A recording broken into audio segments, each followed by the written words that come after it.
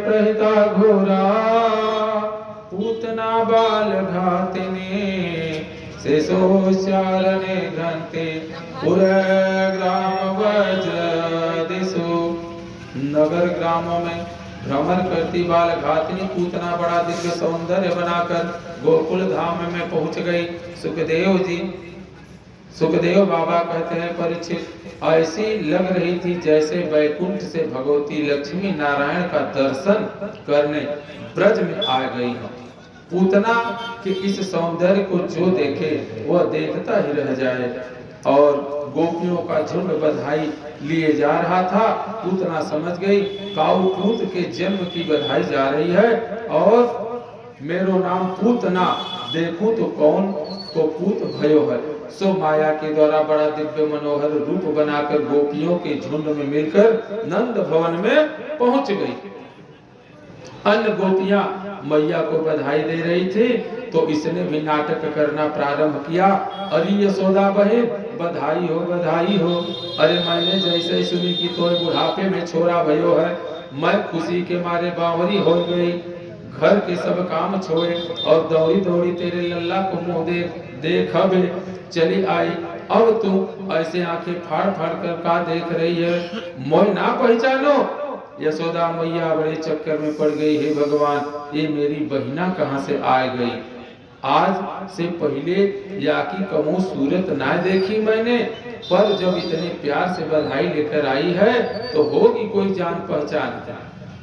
और खास बहन ना तो चचेरी ममेरी फुफेरी कोई और होगी दूर के नाते की।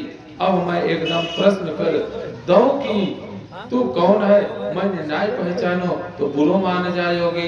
बेचारी तो सबको यश देने वाली यशोदा मन में संकित हो रही है और ऊपर से स्वागत कर रही है।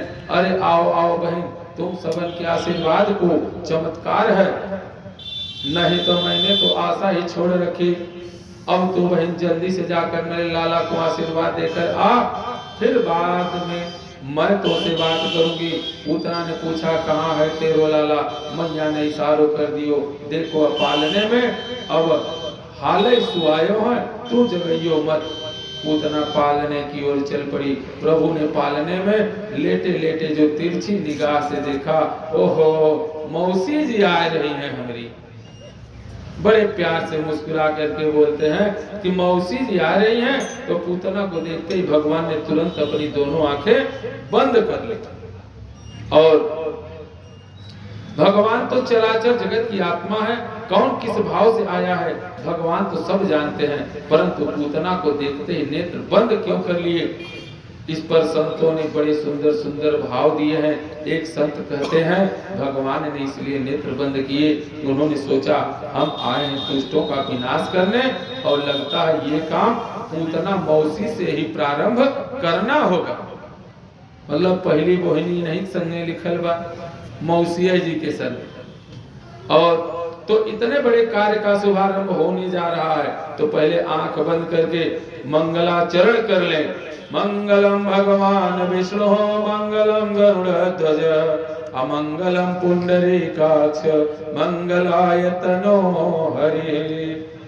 तब श्री गणेश करेंगे, इसलिए नेत्र बंद कर लिए। अथवा प्रभु ने सोचा हम आए थे ब्रज मंडल में माखन मिश्री खावे तो माखन मिश्री का स्वाद चख भी नहीं पायो और पूतना मौसी आ गई जहर पियाओ। तो जो ये काम मेरो नाय, ये तो मेरे भोले बाबा को अभ्यास है। सो आंख बंद करके भोले बाबा को ध्यान करने लगे, इसलिए नेत्र बंद कर लिए। अस्तु बहुत सारे सुंदर सुंदर भाव संतों ने दिए, पर नेत्र बंद किए हुए जब प्रभु को पूतना ने देखा तो समझ बैठी बालक सो रहा है। सुखदेव बाबा कहते हैं परीक्षित, जैसे कोई साधारण रस्सी समझकर कोई बड़े भारी विषधर को उठा ले, ऐसे ही साधारण शिष्य मानकर पूतना ने भगवान को उठा लिया। अपनी गोद में लेकर विष युक्त स्तन प्रभु के मुख में ज्यों ही दिया कि अगाढ़ं कराभ्यां भगवान प्रपीड्य तत्प्राणैः समम् अरोष समन्वितो अपिबत। भगवान ने उसका स्तनपान करना प्रारंभ किया तो सबसे पहले उन्होंने महादेव को याद किया और बोले, हे भोलेनाथ, पहले आइए आप विष पीजिए, उसके बाद मैं इसका प्राण और दूध दोनों पीऊंगा। उसके बाद महादेव आए, महादेव भी अपने इष्ट देवता को याद किए, बोले रा, और मुंह में लिए, फिर म बोले राम, मुंह बंद हो गया और विष हर लिया। उसके बाद दूध पिया और दुग्ध समाप्त होने लगे तो प्राणों को ही पीना प्रारंभ कर दिया। जो प्राण खींचने लगे, पूतना के मर्म स्थलों में भयंकर वेदना होने लगी, बड़ी भयंकर चित्कार करती हुई चिल्लाई, मुंच मुंच, अरे बेटा छोड़ दो। भगवान बोले, मौसी जी, अब न करने से काम नहीं चलेगा। अपने राम जल्दी से किसी को पकड़ते नहीं और एक बार जिसे पकड़ ले उसे जीवन में कभी छोड़ते नहीं। अब तो पूतना भगवान को गोद में लिए भागी। ज्यों ही प्रभु ने उसके संपूर्ण प्राणों का हरण किया, विकराल विशाल देह बनाकर धम से धरती पर गिर पड़ी। पूतना के गिरने से धरती हिल गई, दसों दिशाएं उसकी चित्कार से गूंज गई।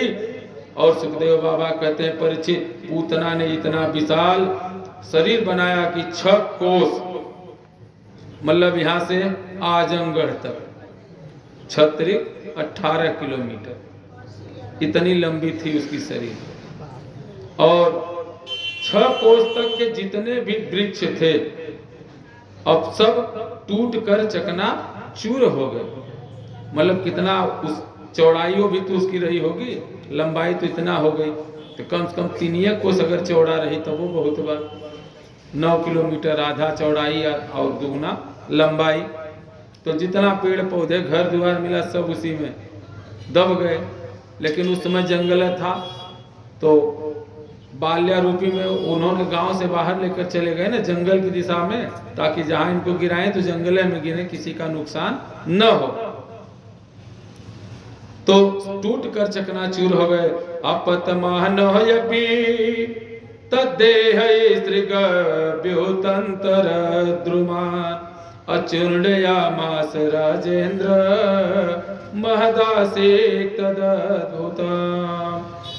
ग्युति कहते हैं 2 कोस को और 3 ग्युति अर्थात 6 कोस। इतना भयंकर शब्द हुआ कि मैया तो घबरा गई। अरे इतनी तेज आवाज कहाँ से आई? देखूं तो मेरो लाला तो नाय डर गयो। दौड़ी दौड़ी मैया पालने के पास पहुंची तो देखो कि पालना सुनो, अरे मेरो छोरा कहाँ चले गो, कौन लेके भाग गयो। गोपी ग्वाल सब घबरा गए। बाबा हमारे भरोसे घर छोड़कर गए थे, अरे भाई ढूंढो, पतो लगाओ।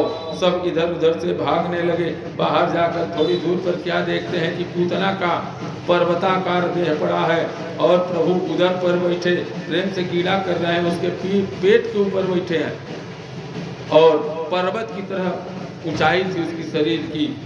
और जैसे तैसे सब ब्रजवासियों ने मिलकर लाला को पूतना के उधर से नीचे उतारा। तो उसको उतारने के लिए 2-4-10 तो सीढ़ी जोड़नी पड़ी, तब जाकर के उसके पेट पे लोग चढ़े और चढ़ के तब उसको उतारे और मैया की गोदी में लाकर रख दिया।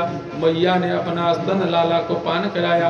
मैया का दूध जब कन्हैया पीने लगे तब मैया की सांस में सांस आई, हे नारायण तेरी कृपा से छोरा तो मेरो ठीक ठाक मालूम पड़े, पर ये पूतना के पेट तक पहुंच कैसे गयो। और ये पहुंचो सो पहुंचो, पूतना कैसे मर गई।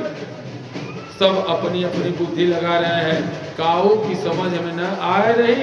एक छोरा बोलो मैया तेरे लाला को लेके बड़ी तेज भाग रही होगी, तो लगी ठोकर और हम से गिरकर मर गई। दूसरों बोलो क्यों रे ठोकर खाए थे, मरती तो मुंह के बाहर गिरती, देख बिल्कुल सीधी पड़ी है, तो फिर कैसे मरी होगी। सब अपनी अपनी बुद्धि लगा रहे हैं, पर काऊ की समझ में कछु ना आवे। मैया के लाला के घर आई और सबसे पहले कन्हैया की गैया के गोबर से नहवायो, फिर गोमूत्र से स्नान करायो, फिर गैया की चरण लाला के पूरे अंग में लगाई।